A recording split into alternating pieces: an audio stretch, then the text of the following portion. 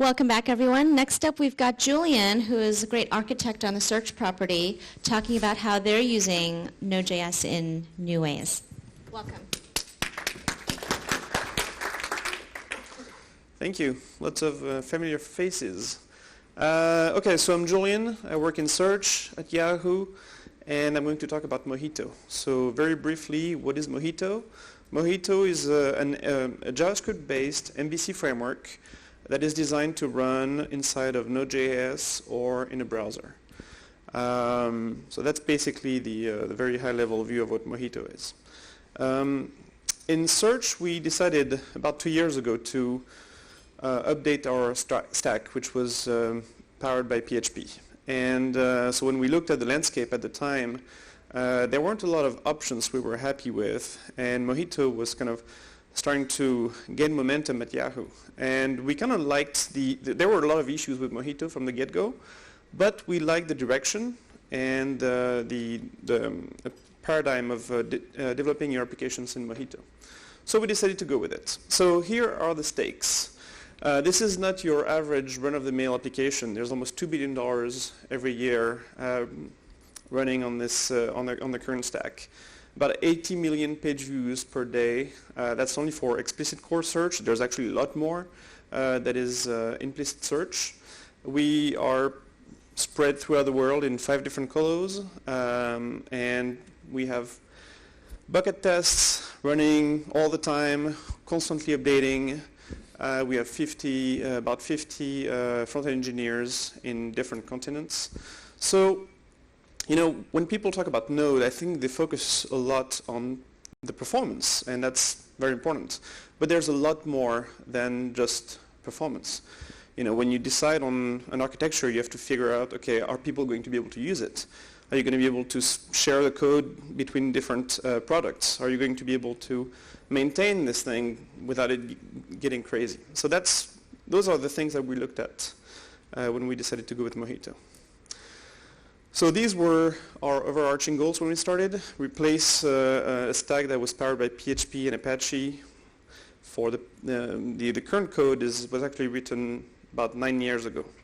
But we also had the goal of lowering the cost of maintenance so we can finally focus on innovating. You know, if you look at Yahoo Search, you know, beyond some light improvements to the look and feel in the past few years, it's true that the innovation has kind of slowed down. We have a lot fewer resources than Google. You know, people don't know that, but I think we have about 20 times fewer engineers than Google to maintain the search engine. So we have to be smart about how we do things. We also have to, you know, we wanted to lower the latency, and as a final goal, we wanted to become a better open source citizen. So this is kind of the runtime stack overview of what we're looking at. So it's kind of in the other direction. Usually, you know, things are presented the other way. But Node at the bottom, YUI, Express, and Connect. Mojito is based on top of YUI and Express and Connect. And my team develops the search platform and also a pilot search application. And our middleware is Java-based, and we have a protocol between the middleware and the front end, which allows us to stream data as it becomes available. So why Mojito? So first of all, you know, some of those things are not things that you think about when you decide on a framework. You know, people go immediately, okay, Backbone, everybody's using Backbone, so I'm just going to use it. If you go to forums online, you'll see that some people have almost religious debates as to which framework is the best. I think when we looked at the landscape at the time, we were taking a very pragmatic approach. So first of all, we had a very strong commitment from Yahoo's top management that Mojito was not just an experiment, that it was going to evolve over a long period of time, it was going to mature, and so on. It was based on YUI 3, or actually the core part of YUI 3, which is battle tested, as most of you know. I think Mojito is really good at forcing developers to think in terms of modules instead of pages. At Yahoo, more and more, we're not developing pages, we're just developing modules, which we assemble in different ways. Sometimes the assembly itself is algorithmic. It's not actually a developer assembling the different modules. So that's a good thing behind Mojito as well. One key selling point about Mojito, which we currently don't use, but which we are planning to make use of in the future, is that the code may execute on the client or the server, almost transparently. I say almost because you have to write the code correctly for that to happen, but the framework gives you the ability to move code back and forth between the client and the server. Another very strong key point for me behind Mojito is that you have access to metadata about the application at runtime. Right? It's kind of like a reflection API for those who have developed in Java and other languages. And that's actually very powerful because it allows you to do things that you would not be able to do otherwise. And again, Mojito is very easy to extend. I'll talk about it more towards the end of the presentation. A few screenshots. So these are kind of to show you where we're at in terms of our first pilot. These are old screenshots. It's changed since, but it gives you an idea of what we're doing. This is Yahoo News Search, right? So if you, it's a minor vertical, search vertical. If you go to news.search.yahoo.com, you see that. Or if you go to news.yahoo.com and do a search, you'll land on that page as well. It looks very much like a standard search results page, but the algo results come from a backend that's tailored to surface news results, right? So things that are pretty recent. And so this is on desktop. This is multimedia news search on desktop when you look for videos of recent events. On the left is the same page in French. On the right is the same page in Arabic. This is web search on desktop. This is web search on tablet, that's an iPad, and web search on the phone, right? So really what's important to remember here is that it's a single code base is actually powering all those things that you saw. And it's going to, so search has 30 or 40 different verticals, and at the end the same code base is going to power all those verticals. Right, so this gives us a huge boost in developer productivity. We have a much better consistency between the different products because the code is the same. And it forces developers to think about being mobile and global at the same time. Performance. So I know a lot of people focus very much on that. In terms of performance, it's never easy to talk about performance, right? Because you can make numbers say anything you want, really. So when we started developing on Node, and we were seeing really, really bad performance results. And so every time I heard people say, oh, just go to Node and things are going to be super fast, that's not true, right? So you still have to be smart about how you do things. But just to kind of put things in perspective, here we have the same exact application written in PHP, written in Node using Mojito. In terms of latency, we're a little bit faster. In terms of throughput, we can support about 4 times the amount of traffic on the same box. So this is already significantly better, and we have paved the way to bring even more performance improvements in the future. So this is on the right. I know the chart is a little small, but you can see that's a performance profile, and the latency is basically flat here until you reach the maximum RPS, and then it goes crazy. The future of performance. So there's a lot of things that we can do to make it much faster, right? So first of all, there's a lot of things you can do to fully utilize V8, right? So V8 does compiles code to binary if it can, and sometimes it can't. So V8 gives you the tools to figure out, okay, why can't it optimize this code? So that's one thing that we've been looking at lately to improve performance. Another thing we're looking at doing is streaming data all the way from our backend to the user agent. As a first step, we stream data from the middleware to the front end, and then we built some infrastructure to stream data from the front end server to the user agent.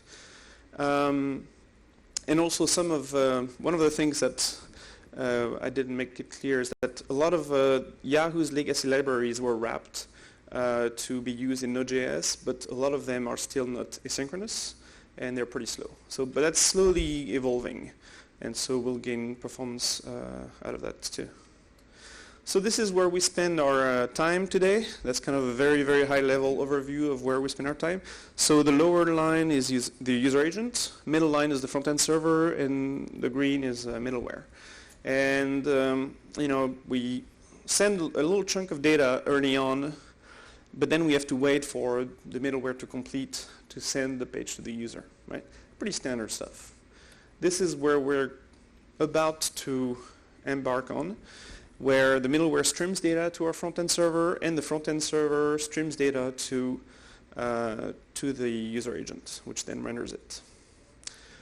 With this, we should be significantly faster than what we are today. Now, let's talk quickly about some of the open source components that we've created. So, this talk is titled Mojito Ecosystem. So my team really believes in Mojito and YUI and open source. And there are some things that we've done, that we've developed for us, that we thought, hey, other people can use this. It doesn't make sense to just keep it for us. And actually, we welcome external contributions. So we decided to open source a bunch of components. I'm going to talk about 5 or 6 of them today. So the first one is the hot swap resource store plugin. So what does that do? Well, those of you who have developed with Node, you know that when you change code, a server-side code, you have to stop Node, restart it, test it, not quite right, stop it, change the code, restart it, and so on, right? So it gets old very, very quickly. So there are tools that allow you to restart Node automatically when you make a code change. That's still not optimal. Especially with Mojito, which has a tendency to be kind of slow to start because it has to build a lot of metadata at startup. So we created that hot swap plugin where when you modify most resources on the server, they're automatically reloaded. Node doesn't restart. You can do F5 immediately. The code change is reflected. So that's a really cool plugin for developers. So on all those pages, by the way, there's a GitHub URL. Feel free to check it out. There's some explanations in the README on how to use it, what it does, and how to contribute. We've developed also a tool that allows us to simplify testing of the rendering part of the Mojito execution. So for those of you who are not familiar with Mojito, a Mojito is a module, basically. It's a unit of execution in a page. And it comprises at least a controller and a view, sometimes a model, and other assets, a binder, which is the piece that is deployed to the client side. But anyway, so when you want to test the rendering part of your Mojito execution, we created this library here. Shaker, which is probably that's the first one that we've developed and open sourced, and that's a tool to manage your rollups, right? So if you consider the fact that, in order to improve performance, we roll up our files, right? So JavaScript and CSS, so we don't serve too many HTTP requests. We also use a combo loader, but for things that we know we're going to need on every page views, we put them in a rollup. But rollups change depending on the context, right? So if you're in France, you might get a very slightly different rollup. For Arabic languages, you need a different rollup because the CSS has to be different. We have a lot of partners. We have a lot of bucket tests. So when you combine all those things, you have thousands of rollups to maintain. Well, Shaker takes care of managing all those rollups for you automatically. So that's the beauty of it. Mojito Dimensions Base, Mojito CLI Dimension, that's a new tool that is used to easily create and manage your experiments. In Search, as I mentioned earlier, we do a lot of bucket testing all the time. We do multivariant testing. We need an infrastructure that makes it easy and fast to create an experiment, run it, update it, keep it up to date without littering the baseline. And so that those packages do that. Mojito JS Check is a plugin that tells you whether the user agent supports JavaScript as you are serving the request. So if you're interested in knowing how it works, go to the GitHub page. There was also a recent article published on the Yahoo Tech blog that Dave maintains about Mojito.js check. So that's really powerful. And we use it actually internally to support this new component, which we open sourced just recently. So pipeline is something that allows us to, it's kind of like Big Pipe for Mojito, right? It allows us to stream any part of the page at any time while still being able to define constraints, right? So if you consider the search results page, at the top of the search results you have ads sometimes, and then you have your algo results, right? So let's say search results come in very quickly, but the ads are a little slower, right? You don't want to show the search results directly to the user and then show the ads because the page is going to move around, right? So you want to be able to define constraints and say, hey, okay, you can flush that to the user agent, but don't display it until the north ad block has been displayed. So Mojito pipeline allows you to define all those rules, stream any parts of the page at any time, and makes it in such a way that you don't have to write your code differently, right? So it's just Mojito code. It's just, and you have to add some configuration, of course, to explain, how things, how your page is organized and the different relationships between the blocks. But basically, your code is no different than before. And under the hood, it actually uses Mojito.js check because we need to know whether or not the user agent supports JavaScript, right? Being able to stream any part of the page at any time relies on having JavaScript enabled on the client side. There will be more open source components coming soon, things to create debug hooks in Mojito and image lazy loading. We have a bunch of ideas and a bunch of things that we already are using internally that is not open source yet. Of course, should give credit to where credit is due. These are the folks in my team, and they've done all the work coding those components. If that sounds interesting, I'm hiring. You probably saw that little paper in your swag bag. And so you can email me and mention that you were at YUIConf. And that's pretty much it. So if you guys have any questions.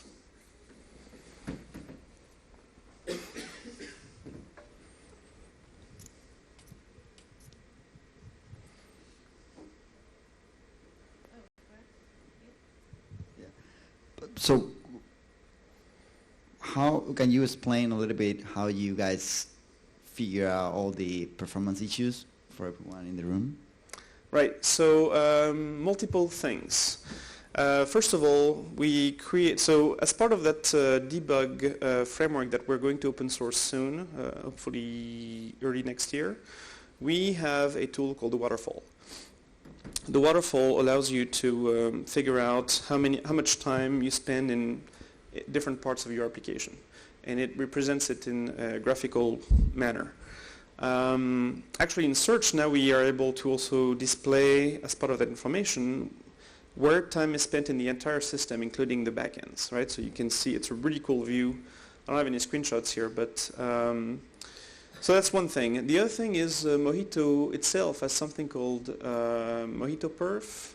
And I know it's not documented, or it's not very well documented, but if you go in the code, you can figure out how to run it. So that also gives you some information as to where time is spent inside Mojito as well. Hardcore debugging, we've done things like Chrome, the node inspector, and did some profiling there. There's no single way of, figuring out where time is spent. Sometimes it's still a little dirty if you compare it to things that are more mature like Java. The tooling is not as good, but hopefully we'll get there soon. Performance memory consumption is probably the biggest issue. If you have a memory leak, debugging where that memory leak comes from can be a real pain. So earlier you mentioned a bit about the performance from the get-go with Mojito. So can you talk a bit about the pain points that you had to go through to overcome those challenges? Okay, so early on there were a lot of problems with Mojito, and I think it was mostly due to the fact that the team had not focused on getting Mojito to run on the server side. There's a lot of history behind Mojito. There was a project, an actual product that was that Mojito was developed for originally. When we decided to run it on the server, there wasn't a lot of profiling that had been done, and there were a lot of issues. So the team really, it was a good collaboration between search, media, and the YUI team to make it faster, and we really improved things. There was a lot of caching that had to be done in different places, and yeah. All right, thanks, Julien. Very Thank you. good, thank you.